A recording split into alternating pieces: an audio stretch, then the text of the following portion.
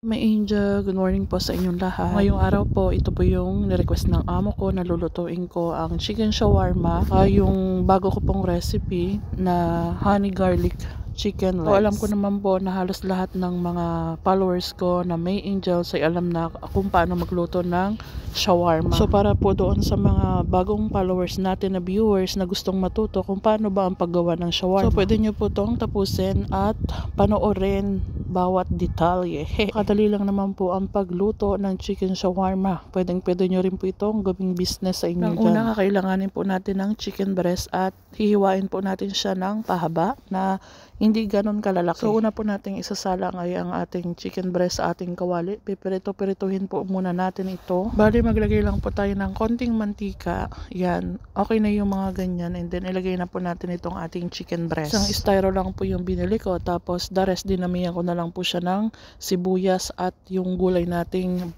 bell pepper. Una, lagyan po muna natin siya ng luyang dilaw na powder, curcum, saka ito pong ating paprika, black pepper, syempre salt po, lagyan natin siya. Haluin po natin hanggang sa ma-mix po yung ating mga nilagay na ingredients. Tapos powder po na bawang. Tulutuin lang po muna natin ng konti and then sunod na ilalagay natin yung ating sibuyas. Maraming sibuyas po ako nilagay kasi nga kukunti lang yung ating manok. Then isunod po natin yung ating bell pepper. Marami rin po akong bell pepper na nilagay dyan. Meron po pala akong isang kaibigan na nagtanong sa akin kung paano daw po gumawa ng chicken shawarma. Isa din po itong kababayan natin dito at nagluluto din po siya. So tinuruan ko po siya ng bawat details at kung ano yung mga kailangan niyang gawin. Ayun po, one day nag-message siya sa akin at nagpa-thank you kasi nagustuhan daw po ng kanilang mga amo. Sabi ko naman po sa inyo na talagang number one na recommend ko po yung pagluluto ng chicken shawarma. Naman po ganun ka-expensive at hindi ganun kahirap hanapin yung ating mga sangkap ng ating chicken shawarma. So bali may nagtanong din po pala sa akin kung paano yung tamang pagluto ko daw ng fried chicken at yung mga ingredients talaga. Naantay ko rin po yung kanyang feedback at yung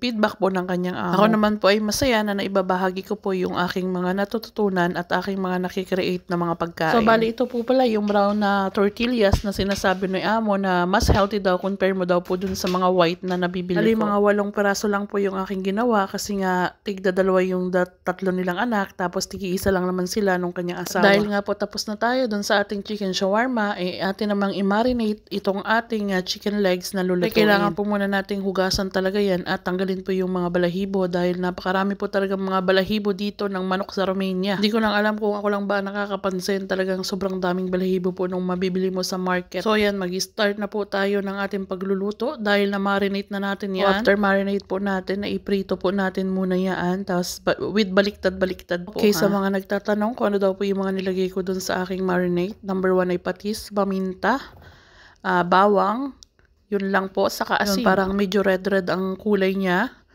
Yan, ganyan, baliktad ulit. Then, aahunin na po natin yan. Hindi natin masyadong pipirituhin. So, after naman po, ilagay po natin muna sa isang lagayan natin. Set aside muna natin. Gagawa naman tayo ng sauce. Bali, doon na rin po tayo magagawa ng sauce sa pinagpirituan ng ating so, unang-una po, naglagay po ako ng mga 4 na kutsara o 5 kutsarang ketchup. Sunod po ang toyo. Kasunod po niyan ay yung ating garlic na fresh. Nilagyan ko rin po siya ng honey na mga 4 na kutsara. Tapos naglagay din po ako ng butter. Bali po yung apoy po nito ay hindi po as in malakas, mahina lang po. Tapos kailangan tunawin muna natin yung butter. Saka natin ilalagay po yung ating chicken. So haba pong kumukulo ay kukunin po natin yung mga sauce at ibubuhos po natin dun sa bawat chicken legs na ating niluluto. After nyan po, ilalagay po natin sa isang lagayan kasi ilalagay po natin yan sa oven. Bali, iset po natin yan sa 180 to 190. Tapos, ang apoy po niya ay taas at baba. Bali, ibibake nyo po yan from 30 to 35 minutes. Thank you for watching. Don't forget to like and share this video. Bye!